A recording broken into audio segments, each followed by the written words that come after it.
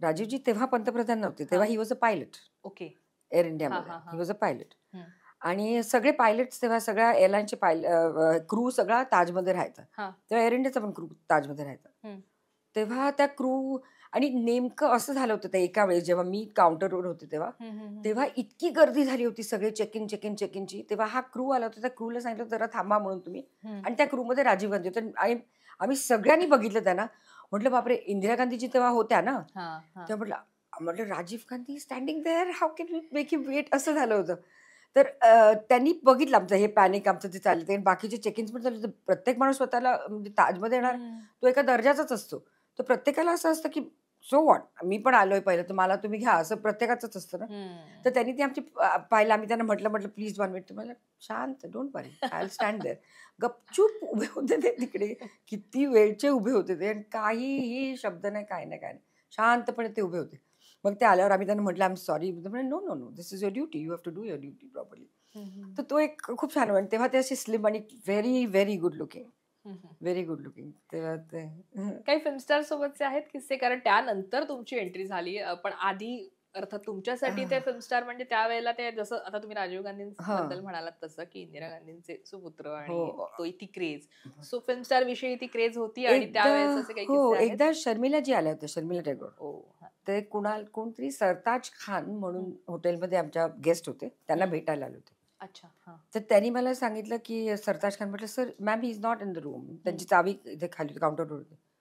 O you give me the key, I will go and sit in room, असं त्या म्हणाल्या. आता त्यांची चांगली ओळख असेल, पण we were not allowed to do that. म्हणजे तुम्ही शर्मिलाजी जरी असल्या तरी त्यांनी आम्हाला इन्स्ट्रक्शन नव्हते दिले की शर्मिला टॅगोर जर आल्या तर माझी चावी त्यांना द्या, त्या बसू शकतील. पण आता एवढा मोठा तेव्हाची she was in the peak of her career. म्हटलं बापरे, यांना कसं सांगायचं आता. पण आता माझी पंचायत झाली असती ना, मला फायरिंग मिळाली असती, मला मेमो मिळाला असता की हे असं नाही करून चालत म्हणून. तर मी घाबरत म्हटलं त्यांना, म्हटलं ma'am he is not left any instruction with us to give you the key. त्या चिडल्या. ठीक आहे, I take another room, I sit in another room. तर त्यांनी एक रूम चेक इन केली त्या रूममध्ये. त्यांनी दुसरी रूम त्यांनी घेतली आणि मग तिथे त्या बसल्या होत्या. आम्ही दिली त्यांना. तर काय वी वर हेल्पलेस. जर तुम्ही इन्स्ट्रक्शन नसतील दिले तर आम्हाला असं अलाउड नाहीये काय करणं वगैरे. बरोबर. आणि तेव्हा वय लहान होतं ना, मी तेव्हा कॉलेजमध्ये होते. आणि कॉलेजमध्ये करत असताना फिल्म स्टार म्हणजे ताजमध्ये माझी नोकरी होती. तेव्हा एकदा प्रेम चोपडाजी आले होते. तुम्ही घाबरलेलात का? इमेज होती. नाही. पण आता त्यांना कोण ओळखत नव्हतं, त्यांना ओळखत होतं. पण जर आपल्याला एक अखड असते ना थोडीशी, असेल तू मोठा फिल्म स्टार वगैरे, त्यावेळेचा माझा तो तसा हे होता.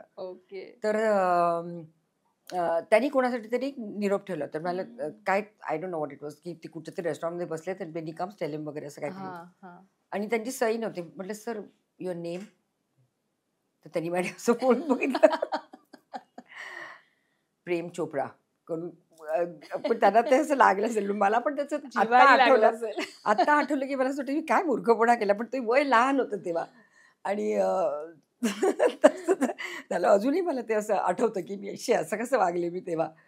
कधी ते सांगण्याचं असं हे आलंय? मी नाही, मला भेटलोय आणि सांगितलंय सर मला जर भेटले तर मी त्यांना नक्की सांगेन की म्हटलं सॉरी, म्हटलं त्यावेळेस behaved in such a fashion. But मी खूप लहान होते तेव्हा, म्हणजे 17-18 वर्षाचीच असेल मी तेव्हा.